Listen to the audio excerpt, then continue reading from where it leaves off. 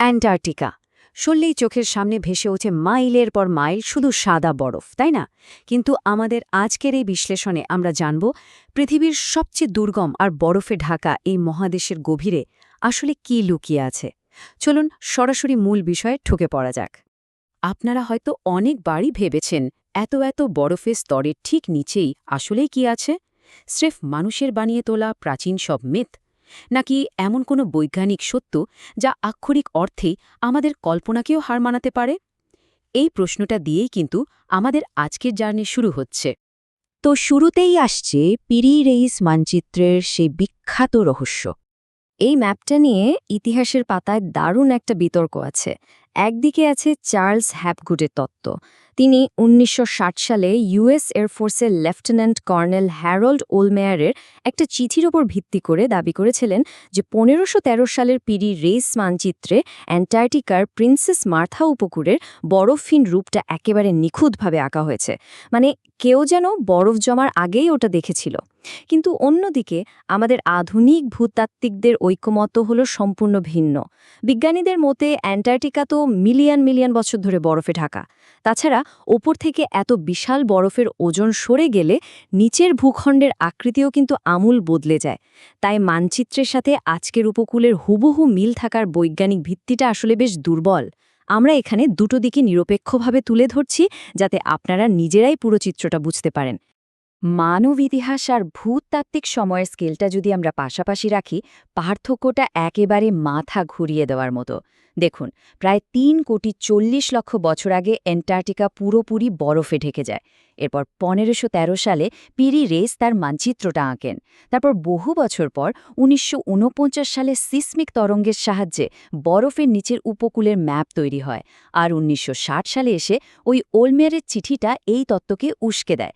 ভূতাত্ত্বিক পরিবর্তনের এই বিশাল সময়ের তুলনায় মানুষের ইতিহাস যে কতটা ক্ষুদ্র, সেটা এই টাইমলাইন দেখলেই কিন্তু বেশ পরিষ্কার হয়ে যায়। আচ্ছা, ইন্টারনেট খুললেই অ্যান্টার্কটিকা নিয়ে আরেকটা দারুণ মেদ চোখে পড়ে, তাই না? ওই যে এলসওয়ার্থ পর্বতমালার একটা পাহাড়কে অনেকেই ভিনগ্রহী বা প্রাচীন সভ্যতার বানানো পিরামিড বলে দাবি করেন। কিন্তু ইউনিভার্সিটি অফ ক্যালিফোর্নিয়ার প্রফেসর এরিক রিগনোরের কথাটা শুনলে বিষয়টা পরিষ্কার হয়ে যাবে।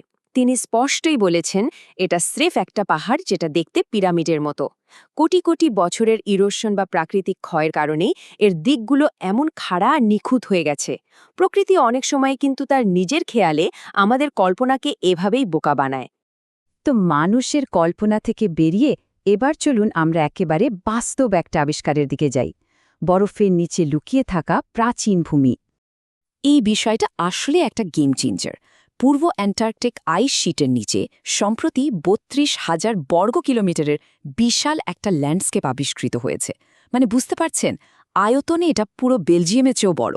একসময় এখানে খরস্রোতা নদী ছিল, উপত্যকা ছিল, পাহাড় ছিল, আর এখন পুরো জায়গাটা বরফের নিচে যেন একদম থমকে আছে। মনে হচ্ছে টাইম ট্রাভেল করে কেউ অতীতের একটা মুহূর্তকে চিরস্থায়ী করে বরফে জমিয়ে রেখেছে। আর সবচেয়ে চমকে দেওয়ার মতো বিষয়টা লুকিয়ে আছে এই বিশাল সংখ্যাটার মধ্যে, ৩,৪০,০০,০০০। বিজ্ঞানীরা বলছেন কমপক্ষে এত বিশাল সময় ধরে এই ল্যান্ডস্কেপটা এক ফোঁটা সূর্যের আলোও দেখেনি। জাস্ট একবার কল্পনা করুন, ৩,৪০,০০,০০০ বছর আগে এই জায়গাটা কেমন ছিল।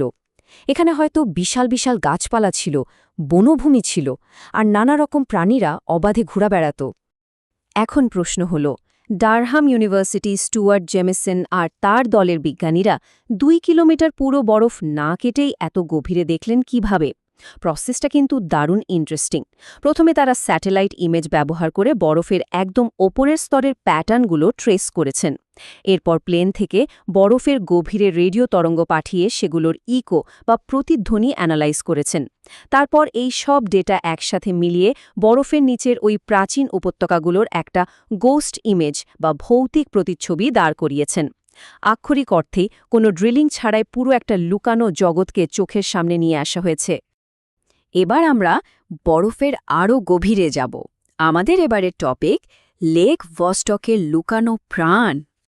তো এই হ্রদটার একটা দারুণ বৈশিষ্ট্য আছে। প্রায় ৩,৭০০ মিটার পুরো একটা বিশাল হিমবাহ যখন এই লেকের উপর দিয়ে বয়ে যায়, তখন লেকের ওপরের অংশের পানি জমে হিমবাহের একেবারে নিচের স্তরে বরফ হয়ে যায়। একে বলা হয় অ্যাক্রিশন আইস। আর মজার ব্যাপার হলো এই বরফটা কিন্তু একটা ন্যাচারাল টাইম ক্যাপসুল হিসাবে কাজ করে। মানে বিজ্ঞানীদের লেকের একদম গভীরে ড্রিল করে পানি আনতে হয় না, এই অ্যাক্রিশন আইস থেকেই তারা ভেতরের লুকানো জগতের নমুনা পেয়ে যান। ৩,৫০৭। হ্যাঁ, ঠিকই শুনেছেন। বিজ্ঞানীরা ওই অ্যাক্রেশন আইস টেস্ট করে এই বিশাল সংখ্যক সম্পূর্ণ ইউনিক জিন সিকোয়েন্স খুঁজে পেয়েছেন। আমরা আগে ভাবতাম এত গভীরে, এত ঠান্ডায় সব হয়তো মৃত। কিন্তু না, এই ডেটা প্রমাণ করে দিচ্ছে যে লেক ভোস্টক মোটেও প্রাণহীন বা স্টেরাইল নয়, বরং এটা রীতিমতো একটা বায়োলজিক্যাল ওয়েসিস। আচ্ছা, এবার এখানকার ডেটাগুলোর দিকে একটু তাকাই। ঘুটঘুটে অন্ধকার আর মারাত্মক প্রেশারের মধ্যে কী ধরনের প্রাণ টিকে আছে সেখানে? পাওয়া জিন সিকোয়েন্সের 94%ই হলো ব্যাকটেরিয়া, প্রায় 6% হচ্ছে ইউক্যারিয়া, আর 1% সামান্য কম হলো আর্কিয়া। মানে বুঝতে পারছেন, কোনো আলো ছাড়াই জীবনে কি এক অবিশ্বাস্য সার্ভাইভাল গেম চলছে সেখানে।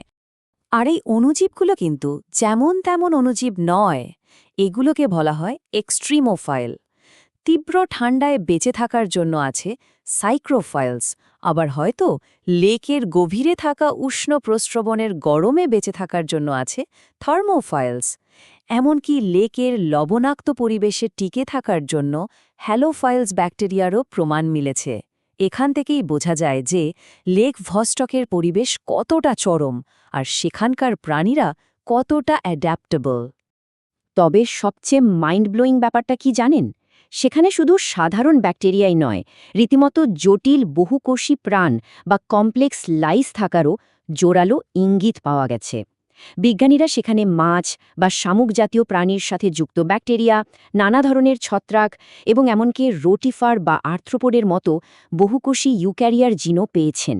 একবার ভাবুন, বরফের নিচে দুনিয়া থেকে সম্পূর্ণ বিচ্ছিন্ন একটা অন্ধকার ইকোসিস্টেমে এরকম জটিল প্রাণ টিকে আছে, এটা ভাবলেই তো রীতিমতো গায়ে কাঁটা দিয়ে ওঠে।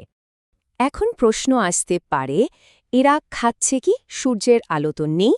উত্তর হল, তারা নিজেদের মেটাবলিক সিস্টেম নিজেরাই তৈরি করে নিয়েছে। সেখানে নাইট্রোজেন এবং কার্বন সাইকেল সম্পূর্ণ স্বয়ংক্রিয়ভাবে চলছে। এই ডেটাগুলো প্রমাণ করে যে বাইরের জগতের কোনো সাহায্য ছাড়াই সম্পূর্ণ নিজেদের শক্তিতে একটা গোটা জৈবিক জগৎ সেখানে দিব্যি বেঁচে আছে। তো শেষ করার আগে একটা খুব জরুরি আর ভাবিয়ে তোলার মতো প্রশ্ন আপনাদের কাছে রেখে যাই।